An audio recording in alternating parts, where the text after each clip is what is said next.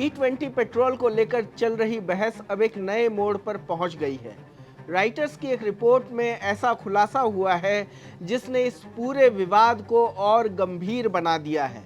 Report के मुताबिक देश की बड़ी कार कंपनियां E20 पेट्रोल में कंटेमिनेशन यानी मिलावट या दूषित होने की समस्या को लेकर अंदर ही अंदर चिंतित थीं, लेकिन बाहर से सरकार के E20 रोल आउट का समर्थन करती रहीं।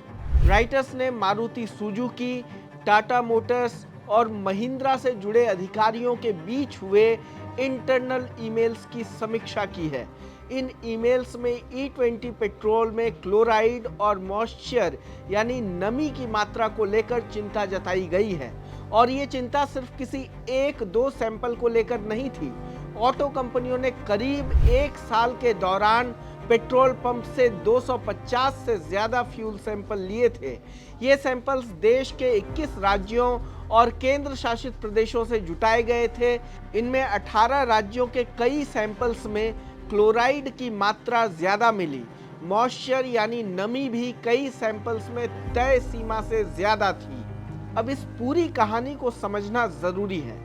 28 जुलाई को society of Indian automobile manufacturers यानी सियाम ने सरकार को एक चिट्ठी भेजी थी। इसमें E20 पेट्रोल में क्लोराइड और मॉइस्चर कंटामिनेशन को लेकर चिंता जताई गई थी, लेकिन चिट्ठी सामने आने के बाद विवाद बढ़ गया। सरकार की तरफ से E20 को सुरक्षित बताया गया। इसके बाद सियाम ने अपनी शिकायत वापस ले ली।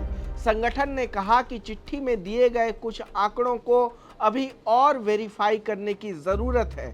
सियाम ने यह भी कहा कि डेटा का सैंपल साइज इतना बड़ा नहीं था कि इसके आधार पर कोई फाइनल कंक्लूजन निकाला जा सके। अब संगठन प्रॉपर साइंटिफिक स्टडी करने की बात कह रहा है, लेकिन राइटर्स के हाथ लगे इंटरनल ईमेल्स यहाँ एक अलग तस्वीर दिखाते हैं।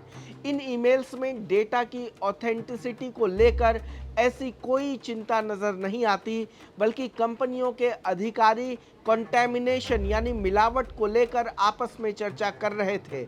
मारुति, टाटा और महिंद्रा के अधिकारियों के बीच ये बातचीत हुई थी। ये तीनों कंपनियां मिलकर भारत के पैसेंजर कार मार्केट का करीब 67% यानी 67% हिस्सेदारी रखते हैं। अब सबसे चौंकाने वाले आंकड़ों पर आइए। सरकार के मुताबिक फ्यूल में क्लोराइड की परमिसेबल लिमिट 3 पार्ट पर मिलियन यानी 3 ppm है, लेकिन इंडस्ट्री के इन सैंपल्स में राजस्थान में क्लोराइड 6 से 570 ppm तक मिला, दिल्ली में 1.4 से 420 ppm तक और महाराष्ट्र में 10 से 357 ppm तक।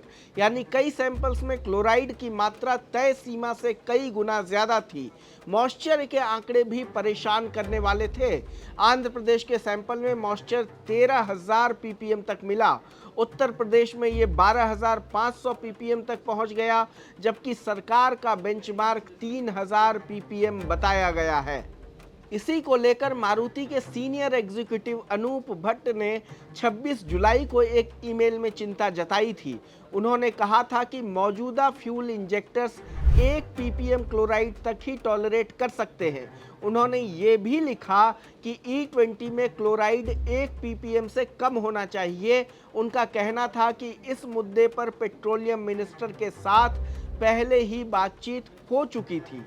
महिंद्रा के एक सीनियर इंजीनियर आर राम प्रभु ने भी इंटरनल ईमेल्स में ऑर्गेनिक क्लोराइड को लेकर गंभीर चिंता जताई। उनके मुताबिक यही मिलावट तेजी से व्हीकल फेल्योर यानी गाड़ियों में खराबी की वजह बन रहा है।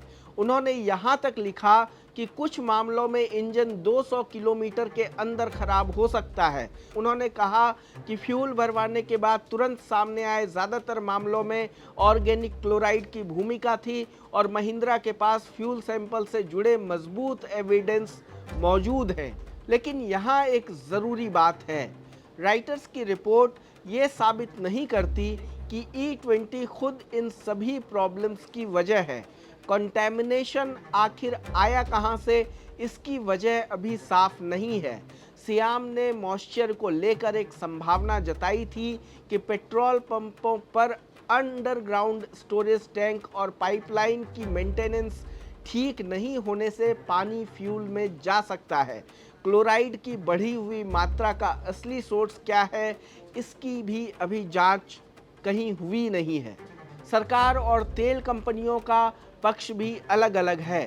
पेट्रोलियम मिनिस्टर हरदीप सिंह पुरी के मुताबिक ऑयल मार्केटिंग कंपनीज ने सियाम की शिकायत मिलने से करीब 2 हफ्ते पहले ही फ्यूल टेस्टिंग शुरू कर दी थी। सरकार के मुताबिक इन जांचों में कंटैमिनेशन के सिर्फ 4 मामले मिले। सरकारी तेल कंपनियों ने भी कहा कि देश भर में किए गए रैंडम और साइंटिफिक टेस्ट में ऐसी कोई स्थिति नहीं मिली जिससे घबराने की ज़रूरत हो। इससे पहले 7 अगस्त को इंडियन ऑयल, बीपीसीएल और एचपीसीएल ने भी कहा था कि देश भर के टेस्ट में E20 फ्यूल तय क्वालिटी स्टैंडर्ड के भीतर मिला है। महिंद्रा ने भी राइटर्स की रिपोर्ट पर सफाई दी है। कंपनी ने कहा है कि उसके एग्जीक्यूटिव के ईमेल से निकाले जा रहे निष्कर्ष कंप्लीटली बेसलेस यानी पूरी तरह से आधारहीन और गलत हैं। कंपनी के मुताबिक इंडस्ट्री का डाटा संकुचित और बहुत ही शुरुआती है और उसे E20 में कोई समस्या नजर नहीं आती। मारुति और टाटा ने राइटर्स के सवालों का जवाब नहीं दिया। तो फिर इस पूरे मामले में सबसे बड़ा सवाल क्या है? सवाल सिर्फ ये नहीं है कि E20 गाड़ियों के लिए सही है या गलत। सवाल ये भी है कि अगर ऑटो कंपनियों ने एक साल में 250 से ज़्यादा फ्यूल सैंपल लिए थे, 21 राज्यों तक टेस्टिंग की थी और 18 राज्यों में क्लोराइड की समस्या मिली थी, तो इस डेटा की पूरी जांच क्यों नहीं हुई? सियाम ने अपनी शिकायत क्यों वापस ली? और क्या सरकार और ऑटो इंडस्ट्री के पास E20 फ्यूल क्वालिटी को लेकर एक ही तस्वीर है, यानी दोनों सेम पेज पर हैं? फिलहाल इसका सीधा जवाब नहीं है। एक तरफ सरकार और तेल कंपनियां कह रही हैं कि E20 सुरक्षित है और नेशन वाइड टेस्टिंग में कोई बड़ी समस्या नहीं मिली।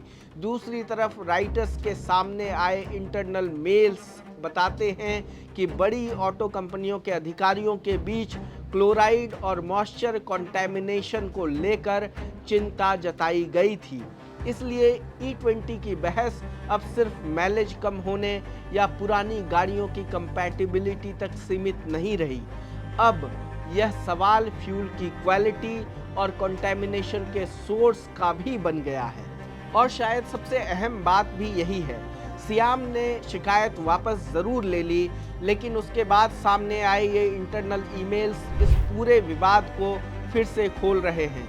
अब ज़रूरत आरोप प्रत्यारोप की नहीं, बल्कि एक ऐसी इंडिपेंडेंट साइंटिफिक जांच की है जो साफ करे कि आखिर पेट्रोल में ये कंटैमिनेंट्स कहां से आ रहे हैं और क्या इनका E20 रोल आउट से कोई संबंध है। इस पूरे मामले पर आप क्या सोचते हैं, हमें अपनी राय कमेंट बॉक्स में बताएं। देश दुनिया की तमाम खबरों को देखने के लिए जुड़े रहें लोकमत हिंदी के साथ। धन्यवाद।